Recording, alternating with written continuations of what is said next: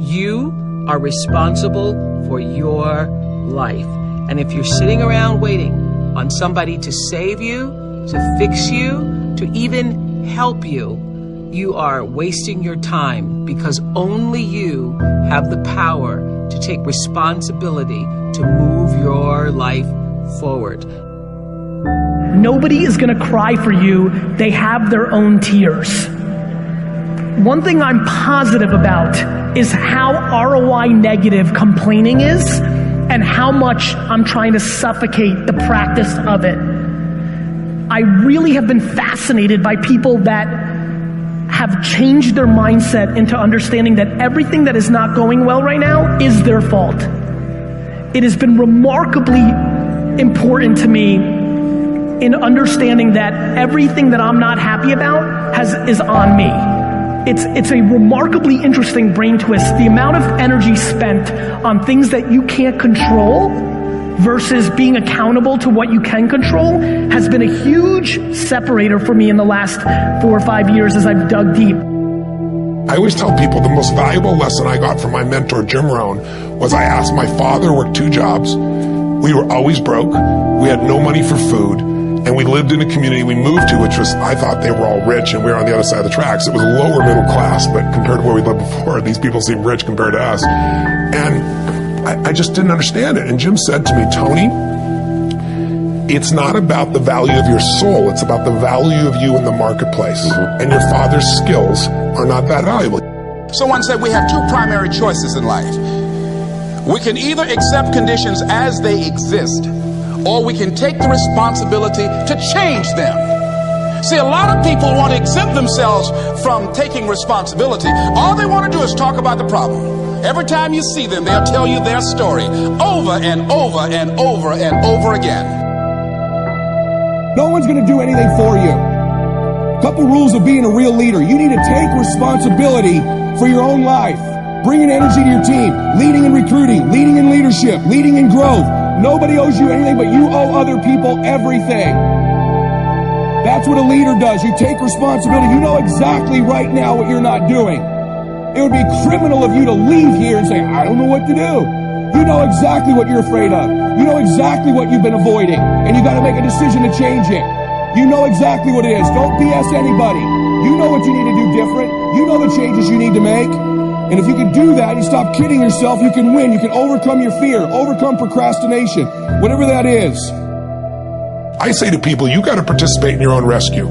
You've got to retool yourself.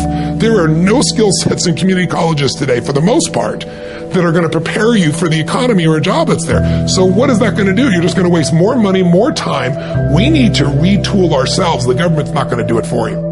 And even when you're struggling, even when you're discouraged, and you feel like other people have given up on you, don't ever give up on yourself.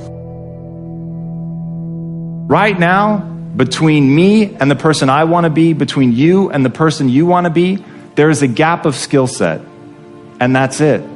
But once you know your mission, and once you believe that you can accomplish anything you set your mind to, then you can do the extraordinary. Now for me, getting out of that space of being lost, of not knowing what I wanted to do with my life, it all came down to needing to earn credibility with myself in very small incremental ways. And I knew if I was going to accomplish anything in my life, I was going to have to get control of my mind. Now ironically, there's 2 ways to get control of your mind. Way number 1 is directly going to the mind, which can be very scary, can be very daunting, very ethereal. It's ephemeral, it's hard to grab onto, it's hard to touch. But way number 2 is through the body. And so I decided that my kung fu was going to be to get very good at developing my body. And in that process, I was going to learn about nutrition, which would allow me to help my mom and my sister. In that process, I was going to earn credibility with myself. And earning credibility with yourself is so important. Do it in micro ways. For me, just showing up to the gym every day was a micro victory. I said I was going to do it, and I did it. Now you have to understand, I hate working out. So for all of you crazy people that get an endorphin rush from running, I hate you all. Running for me is like being stuffed into a meat grinder. There is absolutely nothing pleasurable about it whatsoever. So whatever neurological thing you guys get that you've been blessed with, I have not been blessed with that. So for me, showing up at the gym sucks. Eating a bowl of ice cream is awesome. And so getting to a better place for me was a totally different journey. Thank you. And what that was just showing up every day and putting in the work. It was reading about human metabolism and understanding how what I eat impacts my body. It was earning a little bit of discipline every day, knowing that, well, I did it yesterday, I can do it again today. It was not eating something that I wanted to eat. And most importantly, and if you're taking notes, write this down, it was about changing my identity. Because at the end of the day, identity and values drive behavior. Identity and values drive behavior. So if you want to make a change, you have to change your vision of who you are. You have to begin telling yourself a different narrative. And the narrative you tell yourself about yourself is everything. And if you tell yourself that you're a scared, undereducated kid from Tacoma whose family has never accomplished anything, let me tell you what you will become. A scared, undereducated kid from Tacoma who never accomplishes anything, because that's what you believe. You tell yourself that story enough, and it will become real. But on the flip side, you could tell yourself a story of you're a learner. You learn faster than most people. You're willing to put in more work than most people. You're willing to read more books than most people. You're willing to spend an inhuman amount of time every day improving your mind simply by getting new ideas into the system. And that you will admit that you're wrong faster than anybody else. That you won't let your ego get in the way. And you tell yourself that story over and over and over. So when somebody comes and tells you how stupid you are, that you're just a dumb kid from Tacoma, you go, you're right, that's amazing. Thank you for pointing out that flaw, because now that I'm aware of it, I can improve it because I'm the learner. And once I switched my narrative to being the learner, it didn't matter where I started, it only mattered where I was trying to go. And as long as I had that clarity, then I could execute, because I believed I could do anything I set my mind to without limitation. You don't need a better economy. You don't need better seed and soil. In fact, when it comes to seed and soil and rain and sunshine and seasons and the miracle of life, that's all you got. When some people get through with their blame list, there isn't nothing else. That's all there is. And if you blame the only thing you've got to work with, I'm telling you, it's called mistake colossal. In not understanding that that's all you've got to work with. You got to start with your philosophy. Guess what I had to do at age 25 in order to change my own future? I had to change my mind. I had to change my thinking. I had to change my philosophy. I was messed up on what was causing my problem. And once I got that straightened out, that all the stuff I blamed, the government and taxes and the marketplace and the economy and things cost too much, negative relatives, cynical neighbors, once I got rid of that and started going for where the real problem was, which was me, I'm telling you, my life exploded into change. My bank account changed immediately. My income changed immediately. My whole life took on a whole new look and color immediately. And the early results I got from making these philosophical changes tasted so good, I've never stopped the process from that day until today. And I'm telling you, with a little consideration of the refinement of your sail, by setting a better sail, refining your philosophy, your whole life can start to change from today on. You don't have to wait till tomorrow. You don't have to wait till next month. You don't have to wait till spring. You don't have to wait till 93. You can start this whole process immediately. I recommend it. Now, some people do so little thinking, they don't even have their sail up. I mean, you can imagine where they're going to wind up at the end of this week, at the end of this month, at the end of this year. Now's the chance to change, process all this information. Here's the definition of success and failure. Just make this note. Here's failure. A few errors in judgment, repeated every day. For 6 years, my father, 88 years old, he's never been ill, still hasn't retired. Not long ago, midnight, we're getting ready to go to bed. We've drilled a new well, got some extra water, got some more acres going. He's all excited. At midnight, we're getting ready to go to bed. My father's eating what he calls his midnight snack. A little bite to eat before you go to bed. Don't have to go to bed hungry. And I'm watching him eat this midnight snack. Guess what he had? An apple, a few graham crackers, and a glass of grapefruit juice. I said, no wonder my father's so healthy. My mom taught us all those good health practices. Taught me when I'm growing up, right? I'm an only child. I've never been ill.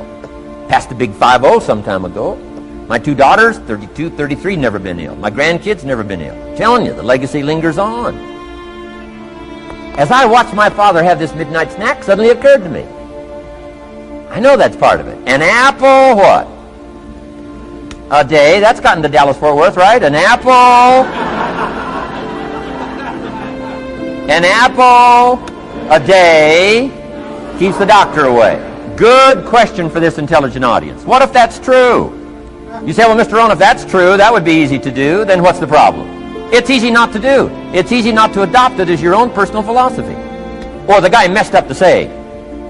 Guy says a Hershey bar a day. Say, no. No. You've been watching too much television.